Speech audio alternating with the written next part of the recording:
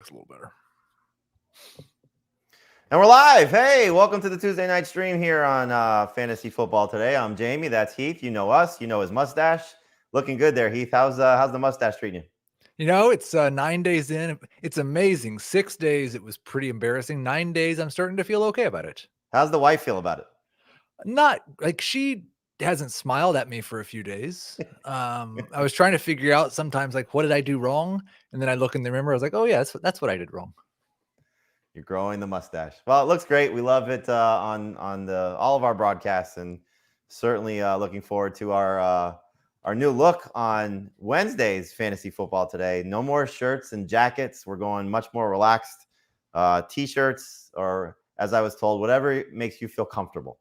So we might see Pete Prisco shirtless on Wednesdays for Name That Player. That would be something. All right, so we know it's a big night, waivers. We got a lot of questions I'm sure that we'll get to. Alex has the first one here, so let's kick it off right there. Full PPR is Odell Beckham Jr. worth my first overall claim, 7-2, and really have no needs. So we know Beckham has passed through waivers. We don't know where he's going to sign. The reports are flying all over the place. I saw Green Bay. I know that the Patriots have said that they've talked to his people. Does it matter to you where he ends up, or would you put in a claim for him no matter what? I would put in a claim for him no matter what. I was just thinking, like, if I didn't have any needs, who is my top priority besides Beckham? And it's like, it might be Elijah Moore. And I think I still have a little bit more hope for what Beckham's upside could be in the perfect situation. The teams that I'd seen that he'd talked to were the Chiefs and the Packers and the Patriots. If he's with the Patriots, I'm not sure I like that enough to go with him over Elijah Moore. With the other two, I would. So Elijah Moore is your favorite receiver to add? Well, it depends. Do I need to start somebody this week? No. I'd rather add Brandon Ayuk. I don't want to play Elijah Moore against the Bills. But as a long-term upside wise, I think Moore is my favorite. And why Moore over Bateman or Gallup or Donovan Peoples-Jones? You know, some of the guys that we talked about earlier on the podcast this morning. I know you weren't part of that show, but obviously on CBS Sports HQ. There's a little bit more upside. Looks like Heath is frozen. All right, I'll answer some questions until Heath comes back. So Star Wars Cadet wants to know, in standard scoring, drop Chuba Hubbard, Adrian Peterson, Kadarius Toney, Emmanuel Sanders, or Brandon Ayuk. I don't know if you're dropping all those guys, but if you want me to prioritize them, I would drop Hubbard first, Toney second, Peterson third, Sanders last, and Ayuk. But I guess I don't really understand the question. So let's just say you want to have Brandon Ayuk on your team, followed by the rest of those guys. All right, Heath, you back? We'll see. All right, Dearness Johnson worth a bunch of fab if you're the Nick Chubb manager. So we know the story today that Nick Chubb tested positive for COVID. I didn't see if he was placed on the reserve COVID-19 list, but his status is in doubt as of now for the Week 10 game against the Patriots. So I guess we'll go back to that question in terms of Beckham. So if you're prioritizing, you don't have a need, but you're looking for best player available. Looks like Heath's frozen again in a very, very bad look, by the way. If I want to take a picture of this, oh no, you unfroze. I don't know what's going on. Like I'm not even. I mean, I'm even hardwired. I've not had this problem any other Tuesday nights. It's just a situation when it's you and I. Dearness Johnson is worth a bunch of fab. Yes. All right, why don't you log out and log back in? I'll answer some questions until you get yourself situated. But yes, Dearness Johnson's in a great spot. We saw Week 7 against the Broncos when there was no Nick Chubb. Obviously, Kareem Hunt was out for that game as well. He had 24 PPR points in that game, got all the work, 2 catches. He's going to get a lot of work again. Not an easy matchup against the Patriots, but obviously if there's not going to be Nick Chubb in any week, you want Dearness Johnson on your fantasy roster and most likely in your starting lineup. Let's get some more questions here. Tyler Nelson wants to know, grade the trade. Devonte Adams and Zack Moss for Nick Chubb and Emmanuel Sanders. So if you're giving up Adams and Moss to get Chubb and Sanders, I think you might be giving up a little bit too much just with the situation surrounding Chubb right now. But long term, I mean, if you need a running back, obviously Nick Chubb is the best running back of this group. I just hate giving up Devonte Adams while his value is a little bit depressed, knowing that he missed the game, being placed on the reserve COVID-19 list. Rodgers missed the game. Long term, I think I'd rather have Adams, but we didn't get the scoring for that one. So if Tyler wants to drop that in the chat, maybe we can have that question again. Shane wants to know, rank these tight ends. For Week 10, it would be, assuming Knox plays, Knox would be 1. Now, I go Freiermuth 1, No, Knox 1 because he's playing the Jets. Knox 1, Freiermuth 2, Thomas 3, Ertz 4. Rest of season, I probably go Knox, Freiermuth, Thomas, Ertz. How do you rank those tight ends rest of season, Heath? Dawson Knox, Pat Freiermuth, Logan Thomas, Zach Ertz. I think I'd go Freiermuth, Knox, Ertz, Logan Thomas. I've got a little bit of concern because Ricky Seals-Jones has been so close to as good as Logan Thomas that they might play a few more 2 tight end sets. Potentially so, especially with Curtis Samuel still banged up, Diami Brown banged up. We'll see what those guys look like coming off their bye week. But I would still take Thomas over Ertz, just knowing that there's less mouths to feed in the Washington offense, even with Ricky Seals-Jones, than there are in the Cardinals offense.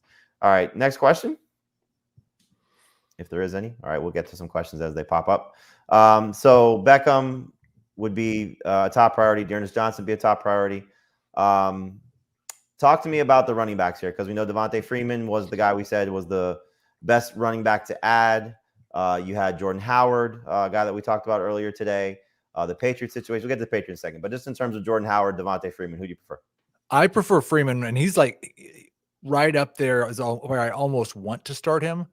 Howard is a flex, and I've pushed him up in my rankings a little higher than I have him projected, but I'm pretty nervous about what could happen with Jordan Howard if the game script goes bad. I don't like the fact that Boston Scott played more snaps than him, even though Howard was better. Howard's my favorite Eagles running back, but he's quite a ways behind Devonte Freeman. And with Freeman, I don't have to worry about Miles Sanders coming back next week. That's true. But well, Latavius Murray could come back, and that could obviously be a problem, in terms of where we see him. So rest of the season, who's your best Ravens running back? I'll stick with Devonte Freeman. They may give Murray a role when he comes back, but Freeman's been so much better than Murray has been on the touches they've given them. I can't imagine they're taking the ball away. Like, they finally got the running game going last week. I think they have to stick with the same thing.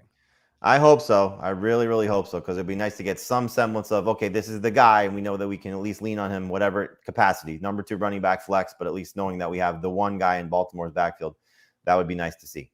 All right, Smooth Criminal Entertainment wants to know, trade Stephon Diggs for DK Metcalf. So rest of season, would you rather have Diggs or Metcalf? Let's assume it's half PPR. I think I'd still take Diggs. I definitely like Diggs more at the beginning of the year, and they've been pretty similar. Now, DK with Russ has been better than Diggs has been, but I still think Diggs is going to be better than he's been so far. So I think I'd still rather have Diggs. If nothing else, it's close enough that it's not the type of trade that I would probably make. I hope that the best of Stephon. I mean, look, I hope the best of both of these guys is still to come, because it's been frustrating, obviously. Metcalf with the Russell Wilson injury. Diggs has not played to the same level. I think I saw something, I don't know who tweeted it, but his passes, his receptions, like under 30 yards, like he had like 89 at this point last year, and I think he's got like 50. It's like such a significant drop off for where he was in the short passing game, and that's been a big reason, obviously, why his fantasy production has struggled. You can keep the questions coming, Brian, whenever you have them, so we'll answer them as they come. So Stolat feels weird to ask, but Patrick, so Tim Patrick over Cortland Sutton rest of season, assuming the Broncos remain healthy. So based on what we've seen the last 2 weeks of Jerry Jeudy back on the field, Cortland Sutton's been the biggest loser of the trio of wide receivers there. Now, Noah Fant missed last week's game. Alberto got banged up in the game, so the tight end play a little bit hard to judge coming off of the game last week against the Cowboys. But moving forward, would you rather have Tim Patrick or Cortland Sutton? I'm going to keep underrating Tim Patrick and just assuming that his streak of catching touchdowns is going to end. And I really think, like, Sutton's had a couple of disastrous games, and he does look like a big loser. But I really think we've probably got one of those big 5 or 6 catch for 100 yards a touchdown games coming from Sutton too. Maybe not this week. I hope so. It's been tough to trust him. Now, I don't have, I think in the 23 leagues that I'm in, I don't think I have Cortland Sutton in any leagues. I do have Tim Patrick. I dropped Tim Patrick in a few leagues, just when Jerry Jeudy came back and having some, roster constraints. But I think, to be honest, like, I don't think you don't want to start these guys anytime soon. At least I wouldn't feel that way. 3 receiver leagues, maybe you have to because of bye weeks or injuries, but it's just so tough to trust Sutton right now. And then Patrick, it's not like his targets have been overwhelming. He's just coming off a big game where he scored a touchdown. So hopefully both these guys can continue to produce, but I just don't think this offense is going to support it, especially if the run game continues to be as successful as it has the last couple of weeks. Trade DeAndre Swift for Aaron Jones and Tyler Lockett. That seems like a no-brainer, correct? I would do that quickly. I do think in full PPR, I'd probably take Swift over Jones rest of season, but Lockett is more than enough to make up for that difference. Do we expect Jamal Williams to play this week? How are you approaching the Lions backfield? I would guess that he's going to be back until I hear otherwise. I didn't think it was a serious injury, and he's had a couple of weeks to recover. I don't know, because if you look at when they've run the ball, they've actually been better running the ball with Jamal Williams than they have with DeAndre Swift so far. I think that's probably because defenses are paying more attention to Swift, but I would guess you're going to see Williams get 8 to 10 touches, and you're going to see Swift somewhere in that 12 to 18 range, depending on how close the Lions are able to keep it. And listen, the Steelers didn't look like a team on Monday night that's going to blow anybody up. Well, they did early. They got off to a big start early, and then they kind of just maybe took their foot off the gas. Justin Fields figures some things out, but well, yeah, if their defense can get them short fields, then they can. I mean, they did early because they were starting at the Bears 40-yard line every possession.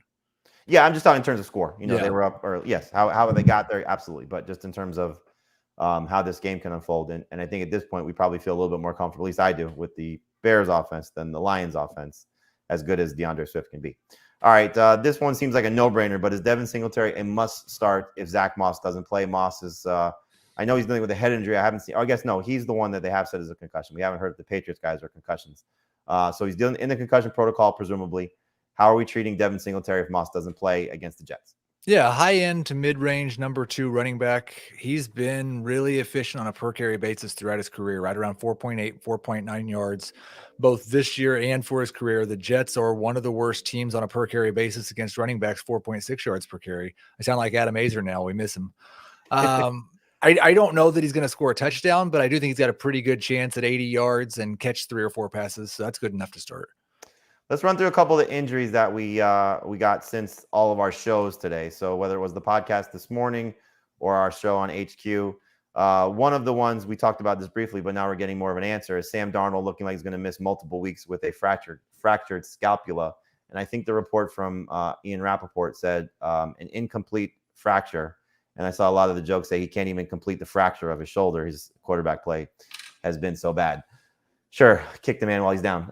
In any event, PJ Walker stepping in, impact on Christian McCaffrey, impact on DJ Moore, impact on Robbie Anderson, who I'm sure is thrilled to see this move happen. Yeah, we can't. We keep saying that the Panthers quarterback situation can't get any worse, and it just keeps getting worse. It makes me nervous about DJ Moore as a number 2 wide receiver. I think everybody's forgotten about Robbie Anderson. Maybe there's some chance that he hits on a deep ball now or something, but I don't have any interest in Robbie Anderson, and I'm going to start Christian McCaffrey. So I don't know that it has a big impact anyone other than DJ Moore, who has gone from this borderline number 1 to a borderline number 2, who makes me nervous now. The hope would be is obviously PJ Walker in his current state better than Sam Darnold in his current state. So hopefully that's a boost for the passing game there. Just in terms of DJ Moore, his best games, I know obviously Darnold was playing better. Offensive line was healthy to start the season, but his best games did come when McCaffrey's on the field. And you just have to wonder, okay, there is no McCaffrey.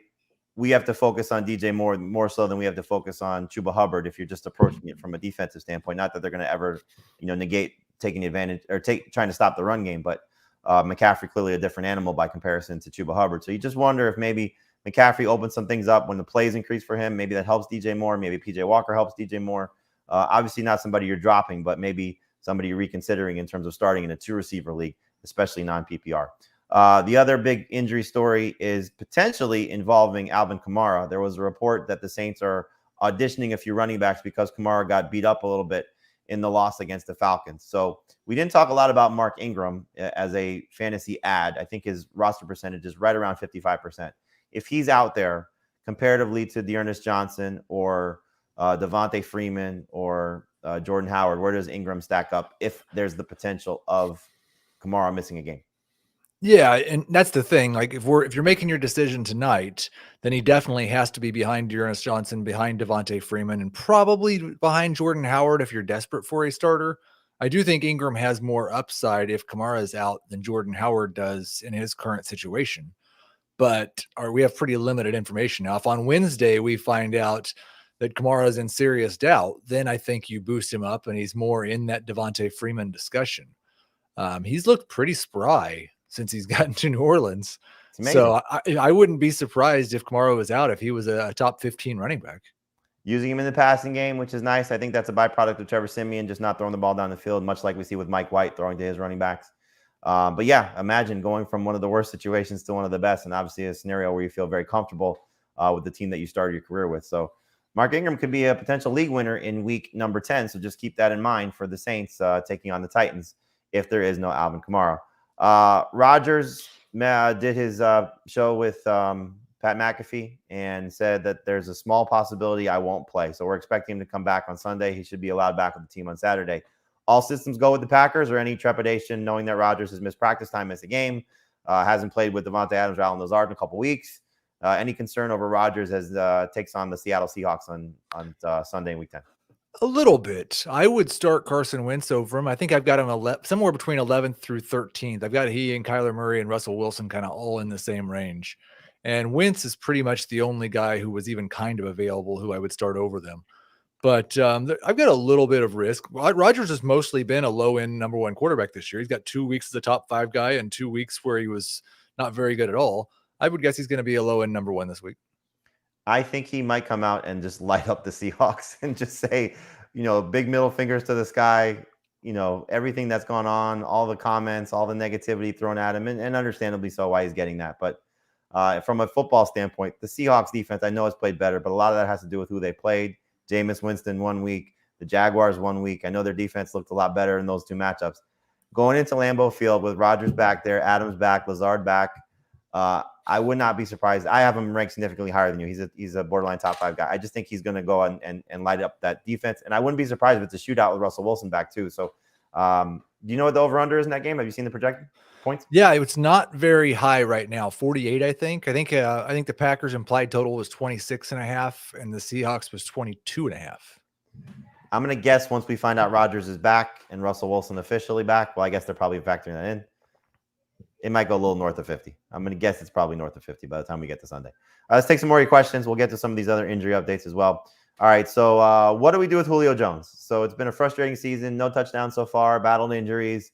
He's back now. I said this earlier today. I'd like to see what the Titans look like facing an easier opponent than the Rams in the first game without Derrick Henry. What do they look like in an easier matchup? They're not going to get it this week because the Saints defense is very good. But does Julio Jones have the ability to turn things around if the Titans have to be more pass-centric? Oh, he does. And he's been at a weird season because he's not getting the targets at all. But you look at his efficiency, and it's as good or better than it's ever been in terms of yards per catch, yards per target. If you were just looking at the stats, you would just say, well, he's still Julio. Why aren't they throwing it more? Now, that's obviously not the full story, but he's at least got part of the story going in his favor. So I had a couple people ask me about dropping him this week. There's no way I would drop Julio Jones. I'd rather start him this week than drop him. He's a borderline number 3, but I'm still hopeful for the second half of the season if he can stay healthy, which is a big if. Does Josh Reynolds' release do anything for you, knowing that there's one less guy that they could throw out there? And I mean, look, this isn't obviously a high volume passing attack. They've incorporated Jeff Swaim the last couple of weeks. At least he's found the end zone twice, but he's got, I think, 8 targets over the last 2 weeks. And we know that they'll use some of their other guys, whether it's Westbrook or Chester Rogers, to help fill the Josh Reynolds role. But does maybe alleviating some targets from the third receiver help either A.J. Brown or Julio Jones? Not really, because Josh Reynolds hasn't been the third receiver for almost the entire year. He's been hurt or playing behind Nick Westbrook or Marcus Johnson or Chester Rogers. He's been a healthy scratch a couple times so they get Chester Rogers on the field. That just didn't fit at all for some reason. I think him being cut is just a sign that they wanted to give him a chance to go play somewhere else because he wasn't going to play there. Yeah, I'd like to see him sign somewhere we can get some, attention, because I thought he had an opportunity before. He went to Tennessee before Julio Jones did, so I thought it was going to be a good move for him escaping the Rams. All right, Christina wants to know, pick 2, Pat Freiermuth, Dalton Schultz, or Noah Fant. I'm going to guess it's probably rest of season, unless we're talking like a Scott Fishbowl league where it's tight end premium, you can play 2 tight ends. So who are your favorite duo of that trio? I mean, this is some fans playing, by the way. It's really tough. I would say, like, this week, I think I have it ranked Freiermuth, Schultz, and Fant.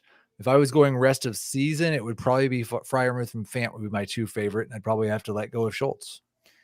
We have really a 1-game sample size of Noah Fant with everybody healthy because he didn't play last week, and we have a half of a sample size of Dalton Schultz with the Cowboys receivers healthy. So it's going to be interesting to see how Michael Gallup's return impacts Dalton Schultz. But who would have thought, based on how the season has unfolded, that Freiermuth, I'm with you, that he's the best one of that group, and hopefully he's the best rest of season. He also did play last week's game without Eric Ebron, but I don't think that really matters at this point since Juju Smith-Schuster has gone down. We've seen big commitment to Pat Freiermuth with at least 6 targets in each of the 3 games without Juju on the field, and the 3 touchdowns the last 2 weeks has certainly been nice to see.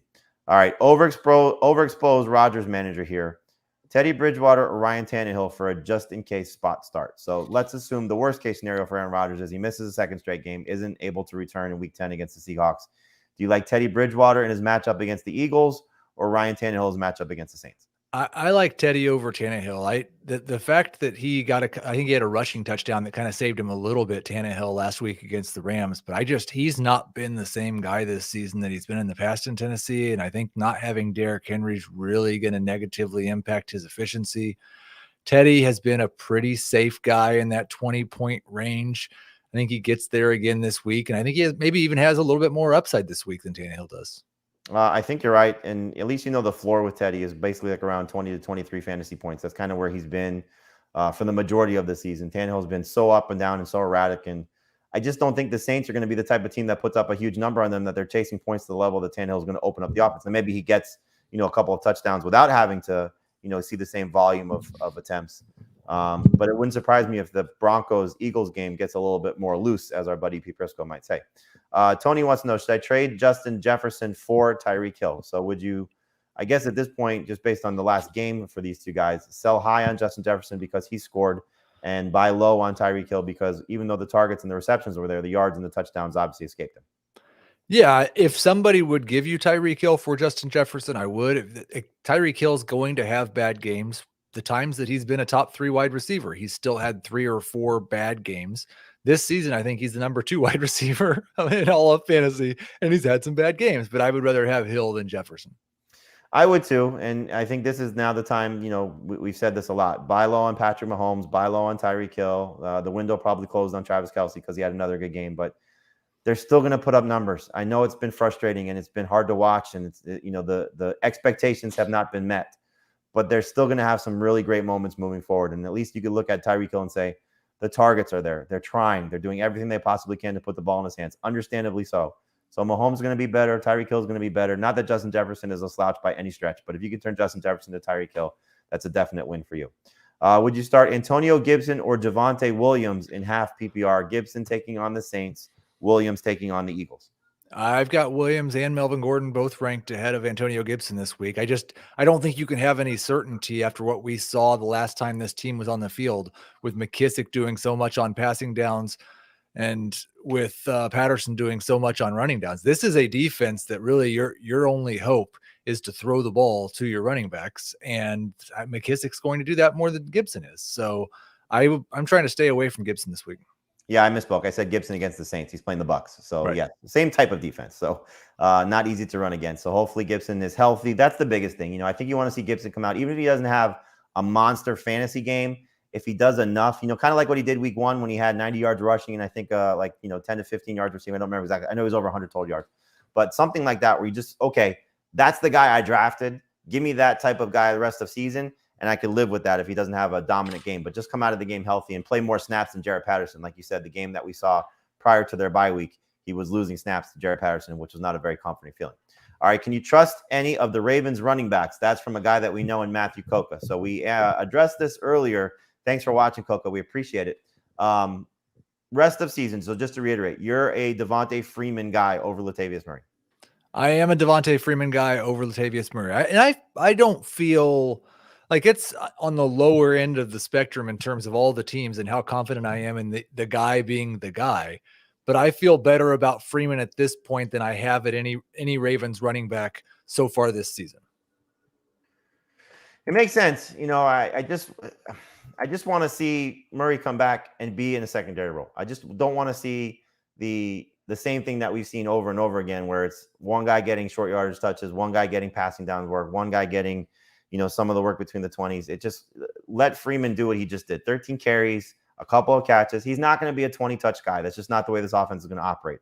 But if you can get him somewhere in the neighborhood of 15, anything north of that would be great. There's just a little bit more. I don't want to say a lot more, but a little bit more to like about what Devonte Freeman has done so far. So, Coca, you're a Ravens fan. You should know this. You should know which guy that you should trust.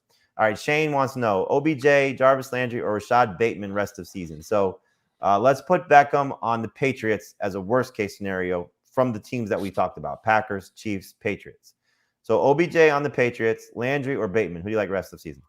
Landry. OBJ on the Chiefs rest of season: Beckham, Landry, or Bateman. Beckham. OBJ on the Packers, Landry or Bateman. I think that's probably the best case scenario, and I'd say Beckham. I would say Beckham also. I think, I don't want to judge Landry based on the first game that we saw without Beckham, because for the most part, he's been really good when Beckham hasn't been on the field. So don't give up hope just yet. Bateman is going to be obviously tricky because we just don't know how he's going to be used when Sammy Watkins is back on the field with all those guys there. Still, it's a much better passing offense than we've seen in the Lamar Jackson era. But still, will he be able to support 3 guys or 4 guys essentially with the 3 receivers and Mark Andrews? So that's the thing that's hard to gauge right now. All right, Jack wants to know, what should I do with Mike Williams? So Dave had Mike Williams as a buy low candidate on FFT today. He's really struggled. I think it's 4 of his last 5 games. He's been just a terrible fantasy receiver, and we have high expectations based on what we've seen from him. The quarterback is great. The system is great. We like the role that he was in earlier this year as the big slot receiver in Lombardi's offense playing for the Chargers. But the production's been gone. Is he going to pick things back up, and can you trust it? I don't think he's going to be a trustworthy starter the rest of the season, but I think he might have enough good weeks to be a borderline number 2. You're just not going to know which weeks those are. It's going to be kind of like a poor man's Tyler Lockett. It's kind of my expectation for the rest of the year. I would be okay buying low on Mike Williams if I could give up someone that I wasn't currently starting. I don't think anybody's selling for that though. So I think mostly if you have Mike Williams, the best thing you can do at this point is put him in your flex, and the weeks that he does good, you're probably going to win your weeks, and hopefully the weeks he does bad, you can cover for it. It's maddening because you see the potential. You see Justin Herbert, like Keenan Allen, just dominated targets last week against the Eagles. Understandably so that, you want to make sure Allen is happy, but all the tight ends got involved. Mike Williams just sitting there watching. It's like, come on, man, do something. We know you got it. We know you got it in you, but right now it's just not happening for him, and it's frustrating to watch. Waivers. Okay. Chris Carson or James Conner. That's an easy one. James Conner. Yes. Or is it a trade? It says waivers. Yeah. Must be like an 8-team league. Ayuk over Djax for sure. Yeah. And Dearness over AP. Dearness Johnson over AP. Yeah. Oh, best FFT facial. That's Heath. That's the runaway. I mean, I guess, well, Adam's interesting because Adam would probably grow. Can he grow a full beard? Like, can he get the mustache? I have no idea. I'm really kind of surprised with the way that I know that he can grow hair. That you've known him for longer than I have, but in the 7 years that I've known him, I don't remember him ever having anything other than like a lazy shadow because he didn't feel like shaving for a couple of days. He's never experimented with growing it out at all. So there's got to be a shortcoming somewhere. There's one thing that you said that was incorrect there, though. When you said lazy for a couple of days, that's a couple of hours. He's like a werewolf. He shaves in the morning, and by the afternoon, he's got to shave again. Like, he's got that type of beard. Well, I didn't mean that derogatory because I have that lazy beard regularly. Yes. I would say if I had to rank the facial hair on our show, I would say yours is first. It's a question of who's better. Chris is probably second because Chris has like the scraggly beard going. When he gets the big beard going, yes, he's got a good big beard. Chris is second. I think Adam has to be last because he never does anything with it. Who? Adam has to be last because Adam's last. It's a question of, is my beard better than Dave's goatee? I'll say Dave's goatee is probably better. Do you remember when Dave had the mustache? Were you around for that? I don't think I was. He lost the bet and he had to shave the goatee, and so he just had a mustache. So he looked like Sergeant Slaughter. He was not happy. And then there was one time he had to shave the whole thing, and he really was not happy. Like, that goatee is as signature for him as you will ever find. For sure. Yeah, so I'll say Keith, Chris, Dave, me, Azer. That's Agreed? Kind. It's very kind. I'll take it. All right. I don't know Dan's and Jacob's facial hair enough to rank them. No, I don't. I've never seen Dan's face in person. Okay. There you go. All right. Well, one thing I think you should be checking out is certainly Showtime when it comes to Dexter. So we got a fun little ad for you here from Showtime with Dexter. Every day I walk through this world faking it. But sometimes I have an urge too strong to ignore.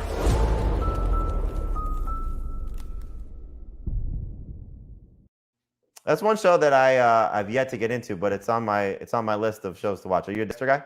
I have not watched Dexter at all. I just finished the most recent Billions on Showtime, and it was fantastic as always. Our friend of the program, Kelly O'Coin, who plays Dollar, right? Dollar Bill?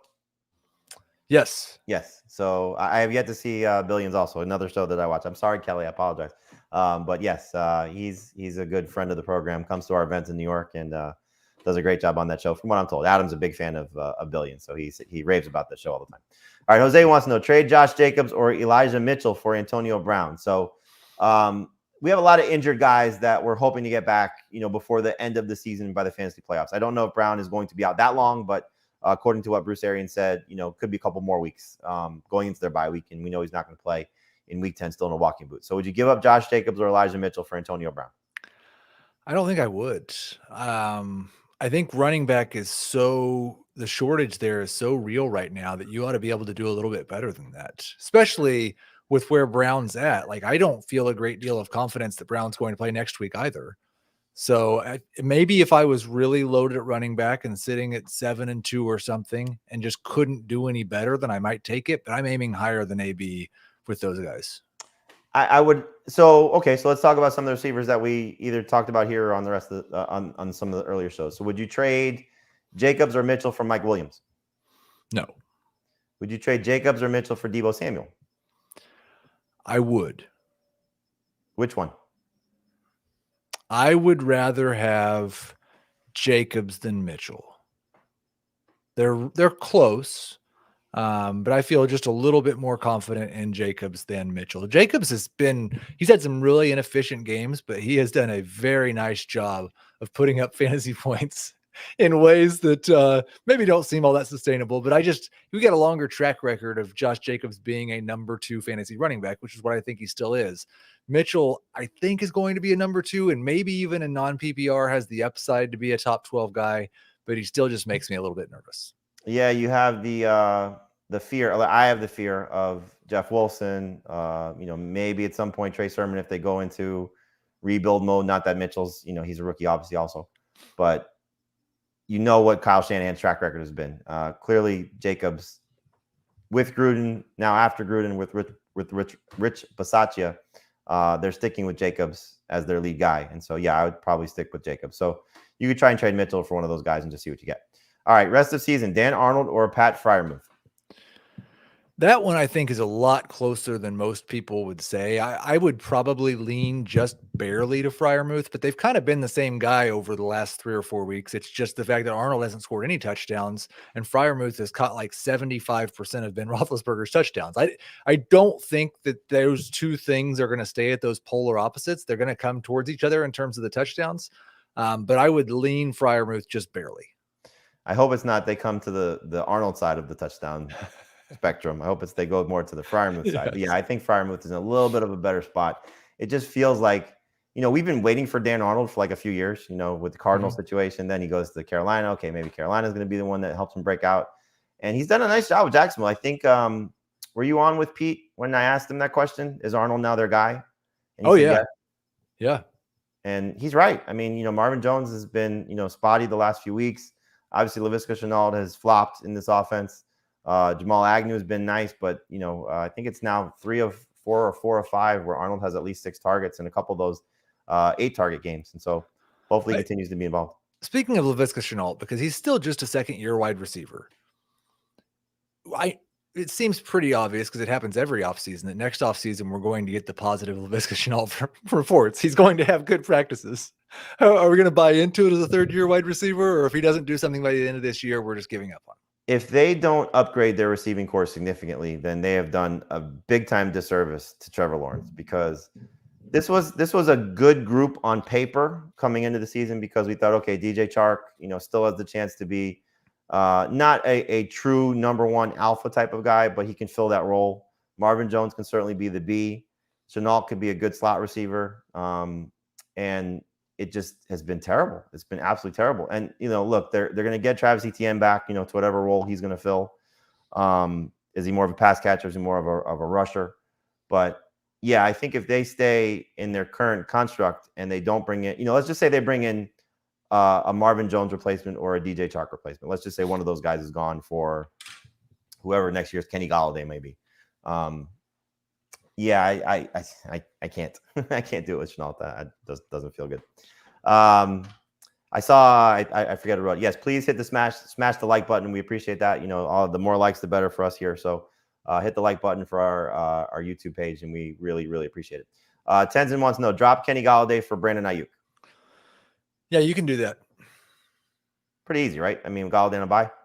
Yeah, I mean, I say it's pretty easy. I'm doing it without really thinking twice about it. That being said, if 3 weeks from now Kenny Golladay was better than Brandon Ayuk, I don't know if anybody would be all that surprised. It's just we've got Ayuk playing a game this week. He's not going to be available. Nobody's picking Kenny Golladay up until he does something again. He's probably going to stay on the waiver wire. So I think that's the right move. I want to say his roster percentage might have gone down from where it was 2 weeks ago, because I think it was in like the low 60s, and it's at 57% coming off their bye week. So understandably so, people frustrated with the Giants. All right, assuming he plays Randre Stevenson or Devonte Freeman. So let's play out the scenario of the Patriots. We could talk about that backfield for a second here. So Damian Harris and Randre Stevenson dealing with head injuries. We don't know their status. So let's assume in this scenario here, Harris is out, Stevenson is in. Who would you prefer this week, Stevenson or Devonte Freeman? If Harrison was out and Stevenson was in, then I would take Stevenson over Freeman. The problem going into waivers on Tuesday or Wednesday is it's not just that Stevenson has to be okay from this injury. It's that you also need Harris to not be okay. So if I had to prioritize in the waiver wire, I'd go add Freeman. But yeah, if you got that situation, and that's the other problem is we're probably not going to know that Stevenson is in and Harris is out when Freeman plays on Thursday. So long term, who would you rather have, Stevenson or Freeman? I think I'd still rather have Freeman. Stevenson does have more upside. So I guess if it's a bench spot, he's a better bench running back. But if I have to start somebody on a weekly basis, I do think Stevenson needs Harris to miss games to be a starting running back. Yeah, unless he's just more of a hybrid, better version of James White. Not going to be as good as a pass catcher, but certainly more involved in the ground game. So that would be the hope if Harris doesn't get hurt. But if Harris gets hurt, then Stevenson could maybe be these lottery ticket running backs that we talk about year in, year out that help you win your league. All right, pick up one to play. Jordan Howard, Brandon Bolden, Eno Benjamin. If you're making a waiver wire move on Tuesday or Wednesday night, the answer has to be Jordan Howard, because we don't know the status of Harris and we don't know the status of Stevenson. So Howard, I think, will be a borderline number 2 running back as long as the Eagles don't get blown out. Do you think that's Jimmy Kimmel hiding himself? James Kimmel? It very well could be. Is that like a Tecmo Bowl shirt, or it's an NBA Jam Eagles logo on his logo there? It's pretty cool. Jimmy Kimmel. Always know he's a big fan of fantasy football today. Devonte Freeman or Myles Gaskin for Thursday Night Football in PPR. So Gaskin was not great against the Texans. He got you 15 PPR points.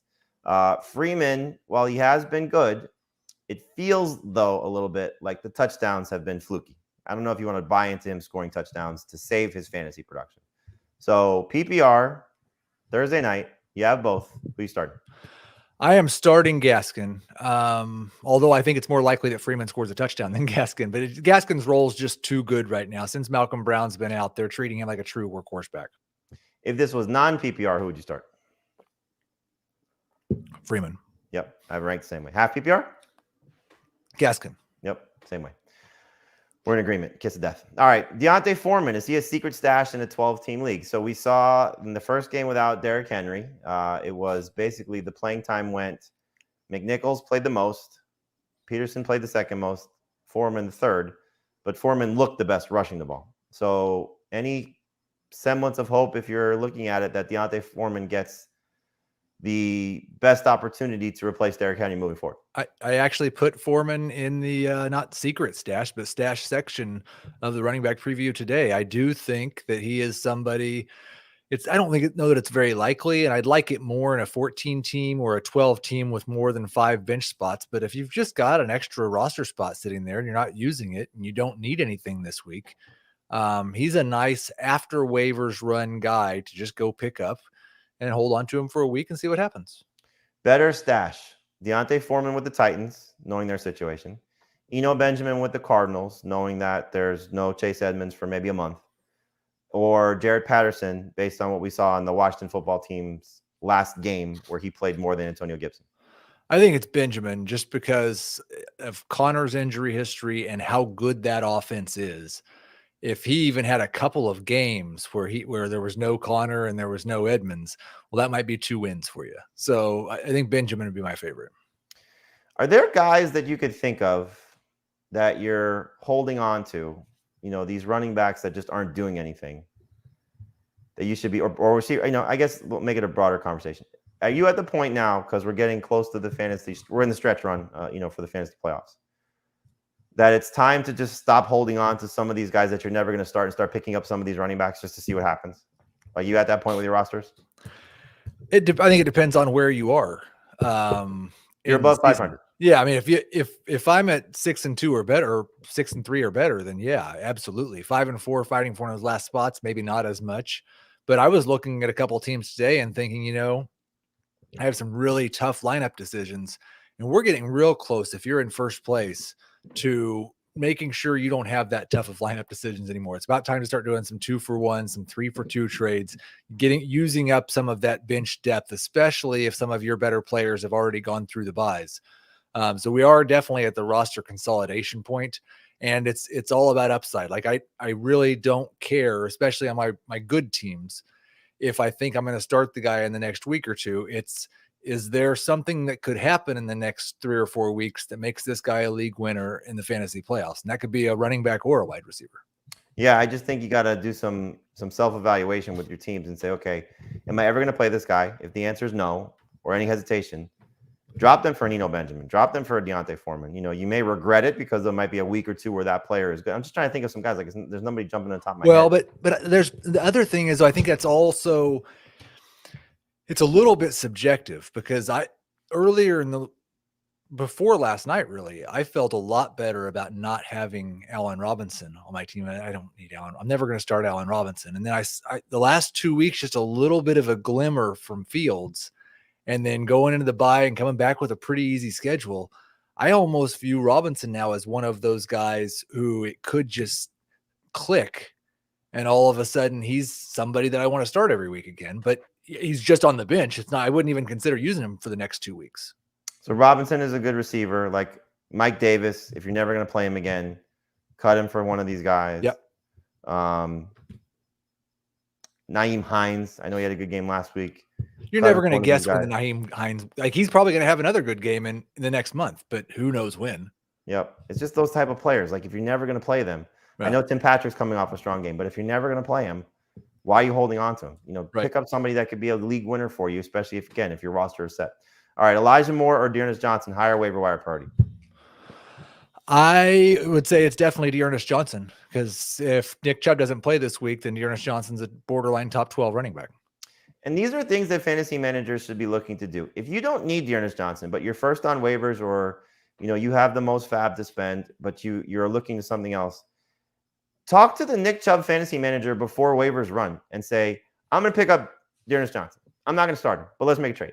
So you might get a better wide receiver than Elijah Moore. You might get Mike Williams. You might get Deebo Samuel. You might get somebody that's sitting on somebody's bench, or a third receiver that they've been rotating in. And they're desperate for a running back because they're not going to have Chubb this week. So use it to your advantage. You may not have to play Dearness Johnson, but you could turn that 1 week claim, 1 week ad onto something that can help you better than Elijah Moore, even though Elijah Moore is going to be potentially pretty good. Myles Gaskin, Cole Beasley, or Brandon Ayuk this week in PPR? I'm probably going to go with Beasley. It's Gaskin or Beasley. And I like them both quite a bit more in full PPR than I do Ayuk, and I would probably go Beasley over Gaskin. How do you feel about Beasley if Dawson Knox plays? Because his targets have just spiked the last 2 weeks without Dawson Knox on the field. If Dawson Knox was well, and that's the problem, is you may not know that on Thursday. But if I knew that Dawson Knox was back, then I would go Gaskin over Beasley. They've been pretty upfront, though. I mean, they've ruled him out Fridays every week since he's been hurt, and he's missed practice time. So if he practices on Wednesday, I'm going to guess he's going to play. This is the window of him coming back. So I'm with you. I think if Knox plays, I'd go Gaskin. If Knox is out, I'd go Beasley. But you got to know that Thursday. So if Knox has not practiced by Thursday, then you can wait it out. All right, next question. T. Higgins or Brandon Cooks rest of season? I'm going to go with Brandon Cooks. It's just the volume's too much. I know the quarterback play has been atrocious, but the volume's too much. I'm going to go with Cooks. I hope it's, Tyrod, shake off the rust. Maybe he thought, okay, I'm just going to roll back out there. I could beat the Dolphins. He had just some stupid throws and mistakes. It was just very uncharacteristic of a veteran quarterback. Like, if you'd have told me, show me the highlights and blank out the quarterback, and I just had to watch the guy move around, I would have thought it was Davis Mills. Like, the sideline play, ridiculous. I feel like we've seen more of that. Defenses are confusing quarterbacks a lot more this season. The Carson Wentz had a couple of them a couple weeks ago that were just like, and Matt Stafford last week against the Titans. We've seen it with Mahomes just look ridiculous. Josh Allen put up 6 points against Jacksonville. Just some really dumb quarterback play. And it's got to be that it's just some really deceptive defensive play, I think. Or guys trying to play hero ball a little bit, and sometimes it doesn't work out. All right, Heath versus Jamie, rest of season in my all analyst points per recommendation league. We get this type of question quite a bit. And I'm surprised that we have some really sharp listeners that are sending us research that they've done and spreadsheets that they've done. I'm surprised we don't ever get somebody sending us in. I kept track of all the things you guys said. Here's who was right. But who knows? Well, for what it's worth, I use Heath's rankings, to set my lineup. So there you go.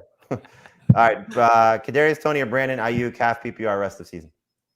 I think you have to go with Ayuk. I'm afraid that the Giants coaches just don't think Toney is as good as that game and a half looked like he was. The weird thing for me is the Rams game, because when they came out that first drive and he had the 3 catches, I think it might have been on 3 targets before he got hurt. And it was like, okay, coming off the big game, he's going to be their guy. Yeah. And then Shepard came back. He got hurt. Shepard came back, and it was like, okay, they're right back to Shepard. Then Shepard got hurt, and it was almost like Daniel Jones forgot about him. I think the one thing we might have overlooked is his best performance came with Mike Lennon. Yeah. And maybe it's just more of Daniel Jones not knowing what to do with him as opposed to the Giants coaching staff. But yeah, I think at least at this point, you got to go with the hot hand, and the hot hand right now is Brandon Ayuk. Well, I mean, Elijah Moore's breakout kind of came with Josh Johnson. I think those guys have been probably caught more passes from the backups in practice. Absolutely. Well, yeah, and Mike White too. With the game before, Elijah Moore had 6 targets in the game against the Bengals. So it was both backup quarterbacks. So yeah, that makes a ton of sense. What is Travis Kelsey's trade value in PPR? So he hasn't been probably the guy that you drafted in the first round, but he's still been the best tight end in fantasy. If you're looking to trade him right now, let's say you picked up Freiermuth or you picked up Dalton Schultz. You have a backup plan that you're comfortable enough with that you can fill 2 holes, maybe 3 holes by trading Travis Kelsey. What type of player or players are you looking to get for him? I think at wide receiver you should get a Diggs Metcalf type somewhere in that low end number 1 wide receiver range. He's not been as good as what you paid for, so I don't think you're getting a top 10 running back for him. But you should still be able to get a borderline number 1 running back for him. And this one sounds ridiculous, but I think it's probably fair. Travis Kelsey for James Conner. I was going to ask you, would you take? I think you could probably get James Conner, and so like when you said those receivers, like you could probably get James Conner and Mike Evans for Travis Kelsey. At this point. Oh, if you could get that, I would do that in a heartbeat. Yeah, I mean, look, for a month of what James Conner could be, it's ridiculous. Like, yeah, absolutely ridiculous. About like we said it in the middle of the season when Conner was scoring all these touchdowns. Like, what would happen if one of the guys went away, whether it was Edmonds or Conner? And you saw it, like you just, and you saw it without Kyler. That's the scary part is, can he be even better when the offense is better? He's not going to be as productive, but you could just, yardage wise could certainly explode. Should I drop Mike Davis for Devon Singletary? Yes, 100%. Oh yeah, easy answer there. Thoughts on Zach Moss? Pretty rough run. So he got off to a great start coming back. Scored touchdowns in the first 3 games. It was a 4-game stretch prior to last week where he didn't find the end zone. The game before he got hurt, he had 6 catches against the Dolphins. So they've been trying to get him going. He's been their 4th quarter guy. He's been more of the preferred guy in passing downs, at least based on his reception total. We know he's a short yardage guy. I don't think anybody should be dropping Zach Moss, but just rest of season, assuming he's healthy, how good or maybe not good can he be?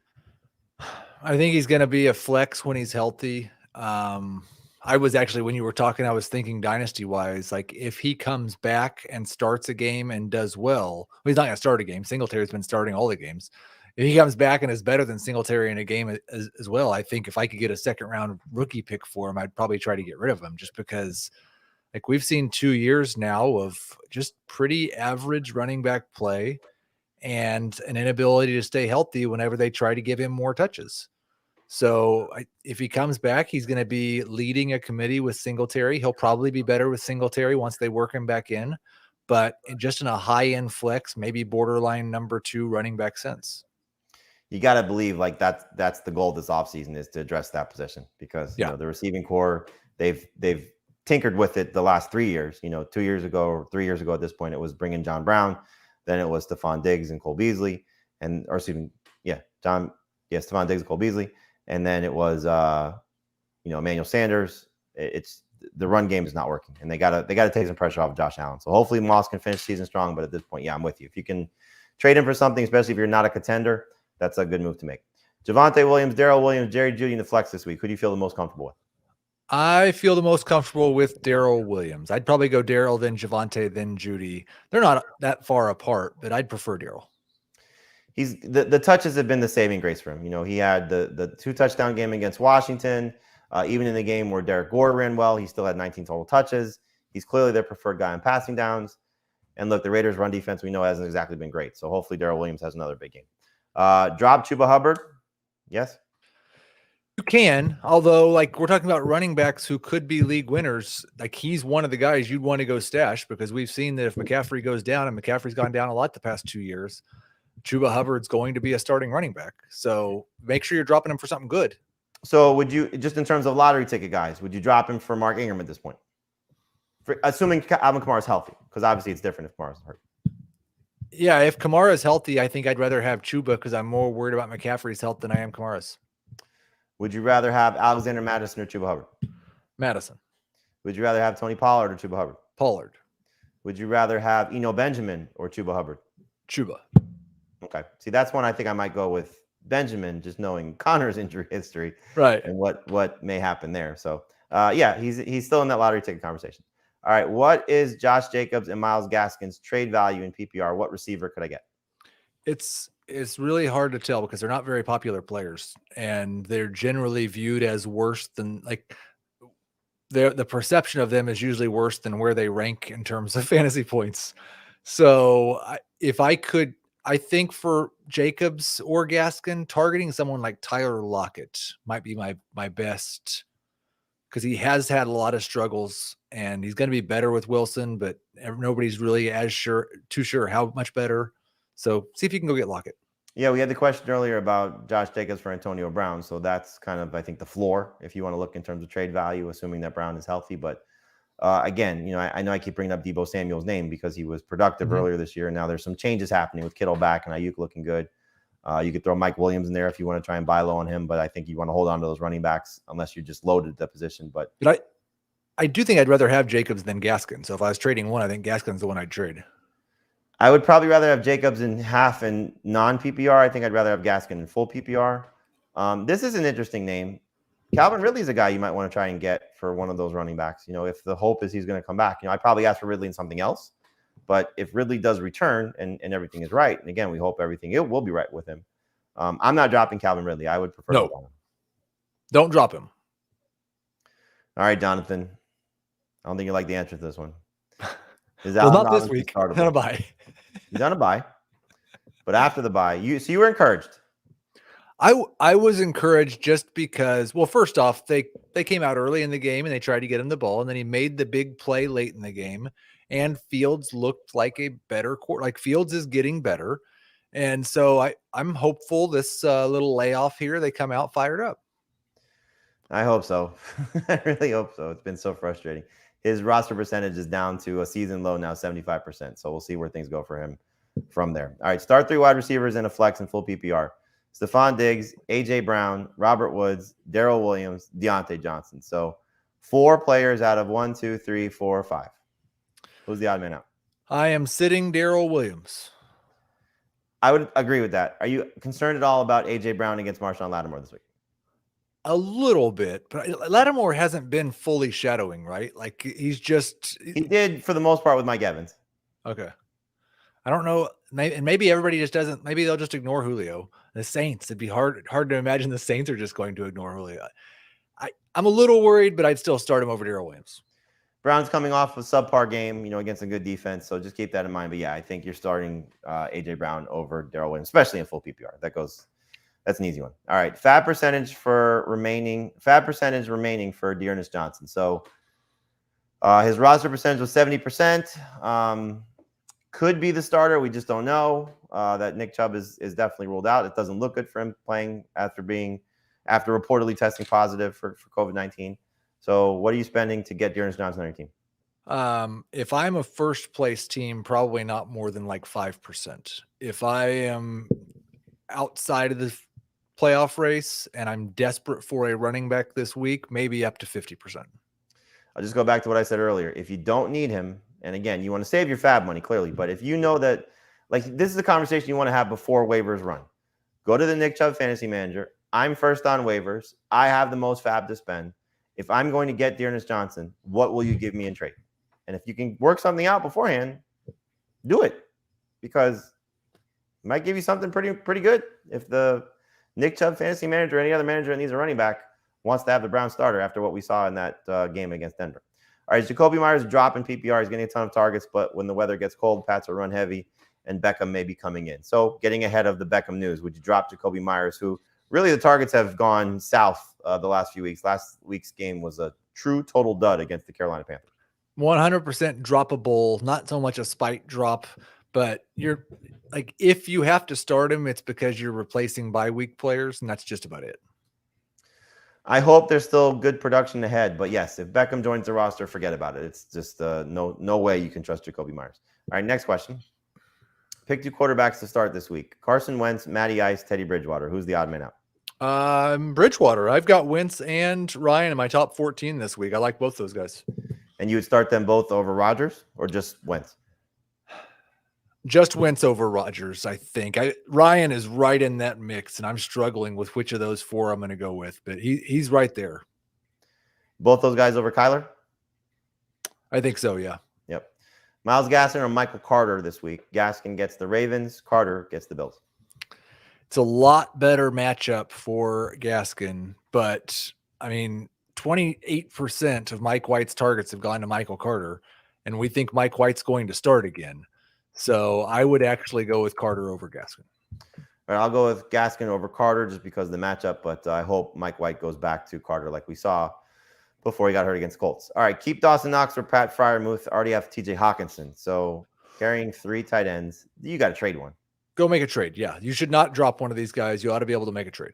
And look, if Hawkinson gives you the best return, trade Hawkinson. It's not a bad move to make. So don't necessarily say you got to hold on to Hawkinson and trade one of those other 2 guys. Trade Hawkinson if somebody's going to give you the highest return for him. Trade Russell Wilson, Elijah Mitchell, and Robert Woods for Austin Eckler. Already has Lamar Jackson at quarterback. I don't really like this trade. I think you're giving up too much probably, but this is the type of trade that you should make. If Mitchell's your number 3 running back and Woods is your number 4 wide receiver, and you're able to make a trade like this to add somebody that makes a difference like that, then yeah, I'd probably make it. I think, and you could probably look this up, that Robert Woods, as bad as he's been, I think has worked his way based on the last couple of weeks into a top 20 wide receiver in PPR. He is currently number 12 in PPR. And I looked today, he is now 2nd in red zone targets in the NFL. Cooper Kupp is 1st. Tyler Higbee is 4th. Yeah, Adam was saying this on the show because we were talking about Tyler Higbee because I originally had him in the list of players, like you referenced it, the 10-team leagues. He was in that original list, right? Because he's at like 82%, and I took him off because non-PPR has been a disaster, and PPR is barely scratching the surface. But he's getting so many opportunities, he's just not converting them. He should have had a touchdown last week. He didn't get his foot in bounds, but it's been very, very frustrating for Higbee. I believe their bye is coming up in week 11 too, so not necessarily a must-add guy. All right, let's do a couple of rapid fire here. Let's go quickly on these. Sell high on Joe Mixon? I would not. I think he's going to be a top 8 running back rest of the season. Totally agree. Trade Amari Cooper for Elijah Mitchell, PPR. Yeah, I would do that. It's fine. It's an even trade. I'd rather have Cooper, but those are the type of trades you have to make to get running back. Emmanuel Sanders, Brandon Ayuk, or Peoples-Jones to add? As frustrating as he's been, I would probably choose Emmanuel Sanders. I'll take Ayuk just based on the expectations coming into the year. Do you see Clyde Edwards-Helaire coming back and winning you the league? Thank you, guys. Great content. Let's get to 200 likes. Yes, thank you, Nigel. Let's get those like buttons. Hit those like buttons, please. Clyde Edwards-Helaire, can he make a difference down the stretch? He could be a difference-making number 2 running back, but I don't think we've seen anything to suggest that he could come back and win you a league. All right, last 3 questions here. Am I holding Jeff Wilson? Probably not if you need to add somebody. I'd rather have Benjamin. I'd rather have Foreman. I'd rather have Jared Patterson. I have Jonathan Taylor, Najee Harris, and Austin Eckler. So I trade one to get better wide receivers or keep them PPR 12-team league. If you can start all 3, then keep all 3. If you're starting a flex, then keep those guys, and you'll figure wide receiver out later. Yep, 100%. All right, last question of the night from Jessica. Trade Lamar Jackson and Marquise Brown for Patrick Mahomes and Devonte Adams. Even if Odell Beckham's coming to Green Bay, I would still do that deal. I think I would also. Obviously, you're getting a slight downgraded quarterback now. We'll see what happens moving forward, but you're getting what hopefully is a big upgrade at receiver rest of the way. All right, guys, thanks so much for watching. We appreciate it. We'll be back for the Wednesday podcast tomorrow. Heath, what time you guys go? 8:30? Yeah, 8:30 sounds about right. 8:30 live on YouTube.